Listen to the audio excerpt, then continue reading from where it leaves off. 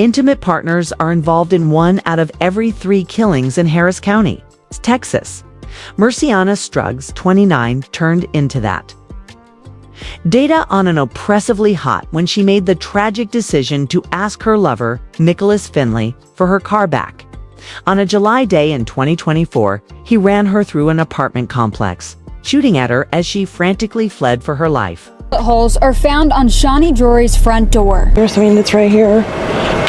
There are also rumors that Marciana declined to give up the money she made from her online subscription company with Nicholas. We all think we know the people closest to us. We trust them and we aspire to establish a life with them. But what happens if that trust turns into a prison? When the person closest to you turns and becomes your biggest threat, what is the real cost of standing up for your freedom? When someone tries to leave an abusive relationship, their chance of being killed increases by 75% when a gun is involved, and that number jumps to 500%. Marciana was a mother who had recently moved to Houston in search of better opportunities for herself and her young son. Her friends described her as a beautiful, kind, and loving mother. But now they speak of her in the past tense because she is no longer there. The question is not who killed Marciana, as we already know, but rather how someone can go from being a lover to a heartless killer in a matter of seconds, and whether or not this tragedy might have been avoided had the warning signals been recognized. Get a cup of coffee and sit in for this gripping true crime narrative if you want to comprehend the psychology of domestic abuse and discover the warning flags that might save lives. Welcome to Mind Twist True Crime Stories, where the stories are about survival as much as crime. Please help us out by turning on the notification bell symbol and subscribing to this channel. Don't forget to view our other true crime documentaries, playlists, and articles. Yo, not him just finding this size when I'm this size now. The fuck? Like, you know how many ago that was? This tragic tale transports us to Houston, Texas, where 29-year-old Marciana Struggs came. Houston, who moved from Harvey, Louisiana in search of a fresh start and a safe haven, was known to her family and friends as Murray. Her sister called her our family's rock, the person everyone turned to when times got tough. Her friends described her laugh as contagious, her loyalty unwavering, and her hard work and careful saving as leading her to only exclusive fans, where she created content for subscribers. She maintained clear boundaries, making it clear that she was only making and selling content, not connecting with her clients in person. Her goals were straightforward. She was constructing something genuinely unique, a new foundation of peace by priceless peace. But even the strongest foundations may conceal weaknesses. When the person closest to you turns and becomes your biggest threat, what is the real cost of standing up for your freedom? 34 years old, unlike Marciana, whose life was transparent, Nicholas Finley joined Marciana's life in January 2024. At first, rumors said he was her lover, but subsequently, other tales suggested he was her ex-boyfriend. Finley has little social media presence, and his history is mostly unknown. Their relationship progressed swiftly, and by February, he had a key to her apartment. By March, he was regularly driving her car. Almost immediately after, friends noticed that Marciana's attempts to better her future were entangled in his control. Nicholas became more insecure and possessive about her job, KZ, and he began demanding money from her earnings, believing he was entitled to a portion of her earnings. He even wanted to control and restrict what she posted online. Their arguments became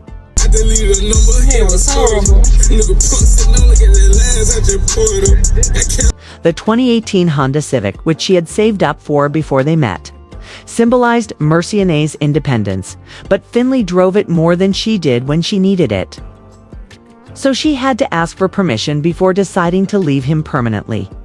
On July 19, she finally confronted Finley, who had drawn an invisible line between violence and possession.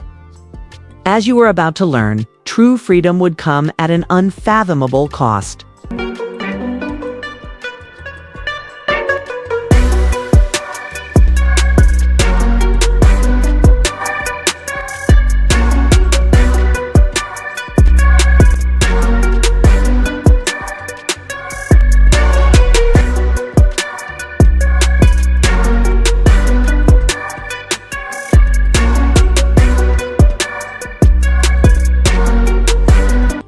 July 19th, 20th, and 24th were the dates.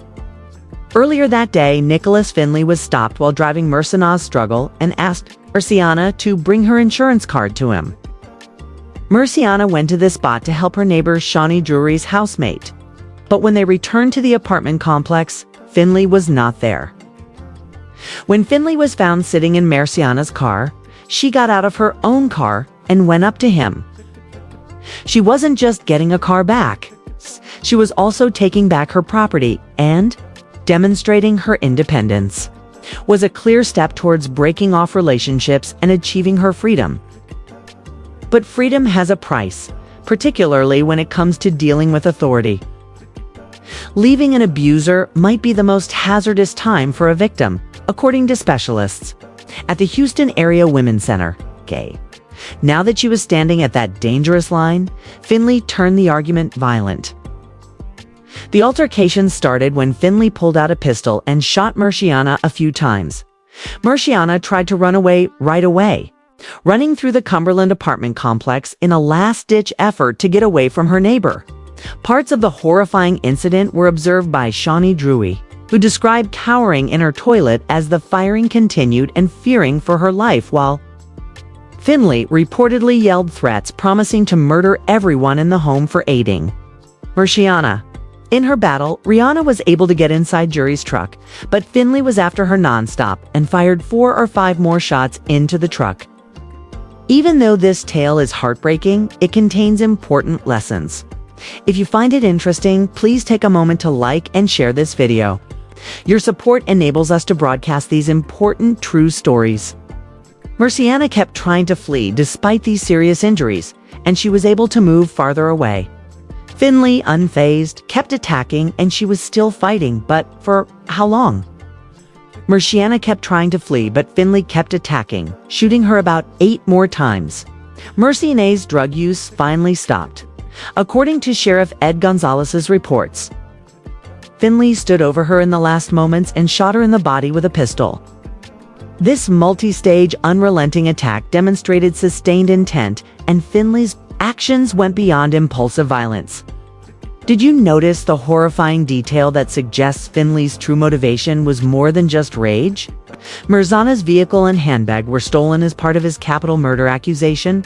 Prosecutors think that the theft was either a driving force behind the crime's preparation or happened concurrently, which points to a motive that goes beyond simple domestic rage and may have involved financial control or a desire to help him flee after the murder. Finley left Merciana's corpse outside the door of an apartment building, taking her vehicle and handbag with him.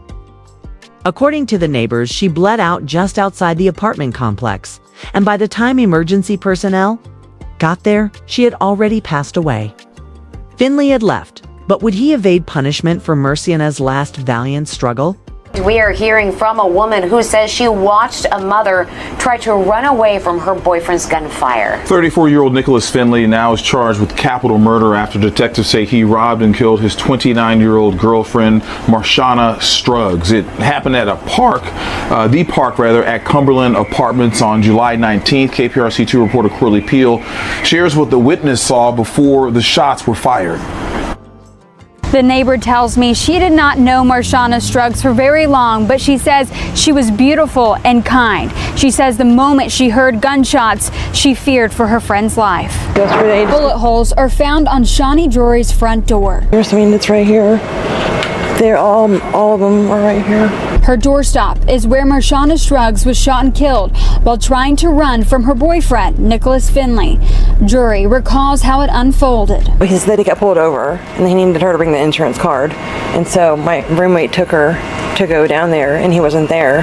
So when they came back, he was sitting right here in her car, and she jumped out and had a confrontation with him, and he shot her a couple times. My boyfriend pushed me back in the house, and we just went in the bathroom, and I just had my hands over my head, and it was so loud. I thought he was coming in the house because he kept saying he was going to kill everybody in the house. He was going to kill us for helping her. Drury says Struggs fought to get away. She made it into my truck, I guess, and he shot her 4 or 5 more times over there, and then she managed to make it over here at that point, and he shot her like 8 more times. It was just a so senseless, so senseless. Sheriff Ed Gonzalez says murders involving intimate partners make up 35% of the murders in unincorporated Harris County so far this year. Leaving can be the most dangerous time for a survivor, and the Houston Area Women's Center says if an abuser has a gun, lethality can increase by 500%. We have a list of domestic violence resources on our website at click2houston.com. After the murder promptly started after a search, they found Finley and took him into custody. Nicholas Finley was later charged with capital murder, which includes the shooting death and the robbery of Marciana Strug's car and purse.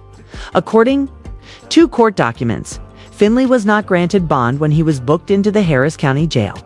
This ruling emphasizes how serious the allegations are. There is very little publicly available information about Nicholas Finley's personal history. Neither his birthplace, education, nor particular occupation are mentioned.